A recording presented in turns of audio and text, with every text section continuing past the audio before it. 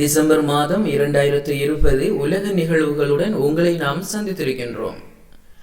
மலையகத்திற்கான பல்கலைக்கழகம் அமைக்கும் இடம் கொட்டகலில் ஒதுக்கப்பட்டுள்ளதாகவும் மலையகத்திற்கான தனி வீட்டு திட்டம் ஜனவரியில் ஆரம்பிக்கப்பட இருப்பதாகவும் இராஜாங்க அமைச்சர் ஜீவன் தொண்டமானால் அறிவிக்கப்பட்டது. சீனன்குடா விமானப்படை தளத்திலிருந்து பயணித்த இலங்கை விமானப்படையின் பயிற்சி விமானம் கந்தலாய் பகுதியில் விபத்துக்குள்ளானதில் அதன் விமானி உயிரிழந்தார். இலங்கையின் முதலாவது காற்றாலை மின் உற்பத்தி பூங்கா மன்னார் நடுக்குடாவில் பிரதமர் மஹிந்த ராஜபக்சவினால் ஆரம்பித்து வைக்கப்பட்டது. தம்ப பவனி என பெயரிடப்பட்டிருக்கும் இதன் மூலம் தற்போது 100 மெகாவாட் மின்சாரம் தேசிய மின்சார கட்டமைப்பில் பெறப்படுகின்றது.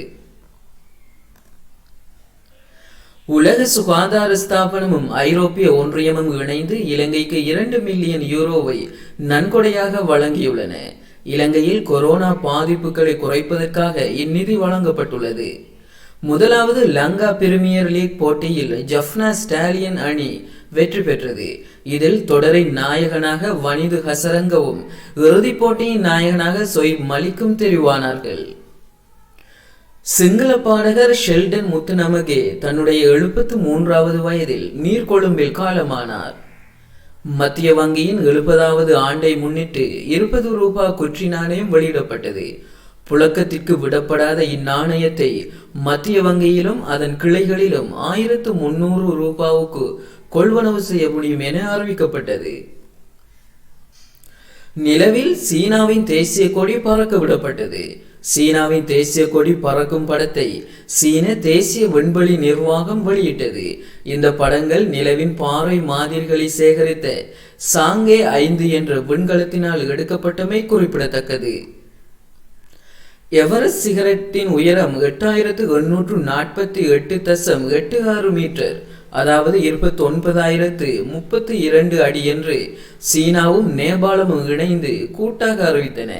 சீனாவுக்கும் நேபாளத்திற்கும் இடையில் அமைந்திருக்கும் இந்த சிகரத்தின் உயரம் தொடர்பாக கருத்து முரண்பாடுகள் நிலவி வந்தமை குறிப்பிடத்தக்கது. ஃபைசர் பயோஎன்டெக் கொரோனா தடுப்பு மருந்து பொதுமக்களுக்கு விநியோகிக்கும் நடவடிக்கை அமெரிக்காவில் ஆரம்பமானது. அத்தோடு மொடோனா நிறுவனம் தயாரித்த COVID-19 தடுப்பு மருந்தை விநியோகிக்கும் நடவடிக்கைகளும் ஆரம்பமாகின. ஈரான் அரசுக்கு எதிராக 2017 இடம்பெற்ற போராட்டங்களை தூண்டியதாக குற்றம் சாட்டப்பட்ட ஊடகவியலாளர் ருஹோல்லா அசாம் தூக்கிலிடப்பட்டார். நைஜீரியாவில் போகோ ஹராம் ஆயுத குழுவால் கடத்தப்பட்ட மாணவர்களுள் 344 பேர் விடுதலை செய்யப்பட்டனர். உலகளாவிய ரீதியில் கொரோனா தொற்றுக்குள்ளானோரின் எண்ணிக்கை 75 மில்லியனை தாண்டியது. புதிய வகை கொரோனா நோய் பிரிட்டனில் கண்டுபிடிக்கப்பட்டதை தொடர்ந்து லண்டன் மற்றும் இங்கிலாந்தின் தென்கிழக்கு பகுதி ஆகிய பிரதேசவாசிகள் வீட்டில் தங்கியிருக்கும் கட்டளையை பிரிட்டனின் பிரதமர் மோரிஸ் ஜோன்சன் விடுத்தார்.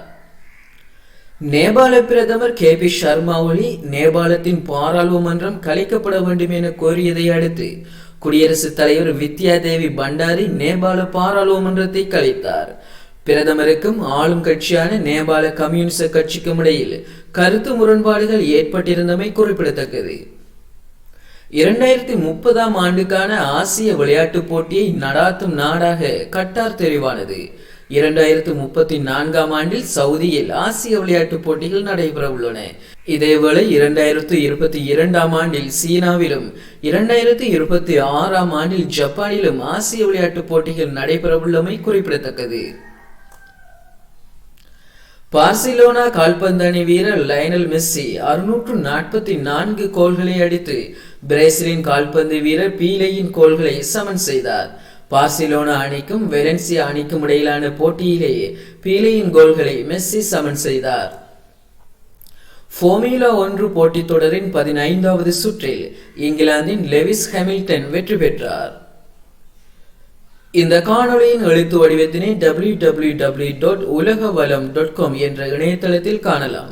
இதுவரை இந்த காணொளியை கண்டுகளித்தமைக்கு நன்றிகள். மற்றும் ஒரு காணொளியில் உங்களை நாம் சந்திப்போம். எமது யூடியூப் பக்கமானது பல தலைப்புகளில் பிளேலிஸ்டுகளாக வகைப்படுத்தப்பட்டுள்ளது. விரும்பிய தலைப்பினை தெரிவு செய்து காணொளிகளை பார்த்து பிரயோசனம் அடையுங்கள்.